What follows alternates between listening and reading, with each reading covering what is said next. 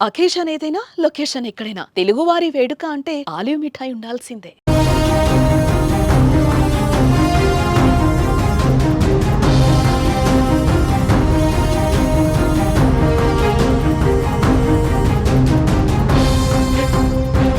పహల్గామ్ ఉగ్రదాడి అనంతరం పాక్ పై భారత్ కఠిన చర్యలు తీసుకుంటోంది. దాయేదిపై ఆంక్షలను విధిస్తోంది. సింధు నదీ జలాల ఒప్పందం అమలు నిలిపివేత, అటారీ వాఘా సరిహద్దు మూసివేతతో పాటు పాక్ పౌరులను భారత్ నుంచి గెంటేసింది. భారత్ పై తప్పుడు వార్తలు వండివార్చే పనికి మాలిన 16 యూట్యూబ్ ఛానల్స్ ను, ట్విట్టర్ అకౌంట్స్ ను నిలిపివేసింది. తాజాగా ఆ దేశానికి తిక్క కుదిర్చేలా వారి విమానాలు భారత్ గగనతలంపై ప్రయాణించకుండా నిర్ణయం తీసుకుంది. ఈ మేరకు సంబంధించిన నోటంను జారీ చేసింది. ఏప్రిల్ 30 నుంచి మే 23 వరకు ఈ నిర్ణయం అమల్లో ఉంది. దీంతో ఇతర దేశాలకు వెళ్లే పాక్ విమానాలు ఇకపై మన గగనతలం మీదుగా ప్రయాణించలేవు.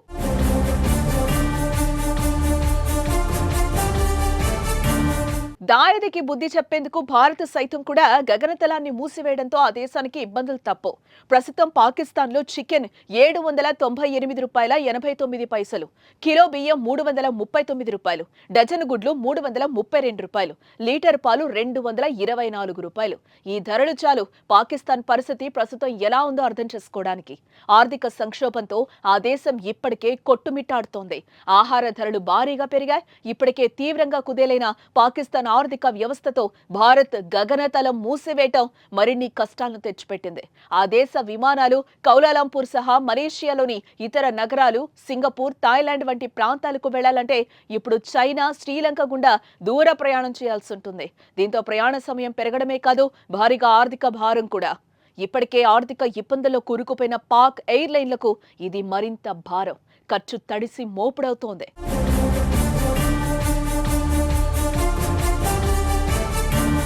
అటు పాకిస్తాన్ కూడా మన విమానాల రాకపోకలపై నిషేధం విధించిన సంగతి తెలిసిందే.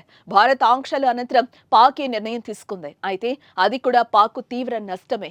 వారానికి సగటున 800 అంతర్జాతీయ విమానాలు పాక్ గగనతలం మీదుగా వెళ్తున్నాయి. ఈ మార్గం వాడిన ప్రతి విమానానికి పాక్ ఓవర్ ఫ్లైట్ ఫీజు వసూలు చేస్తోంది.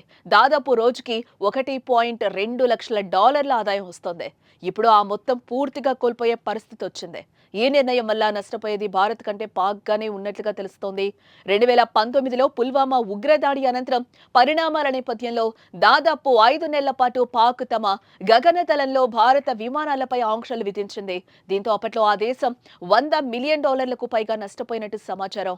ఇలా భారత్ జోలికొచ్చి అన్ని విధాలుగా పాక్ నష్టాన్ని చవిచూస్తోంది.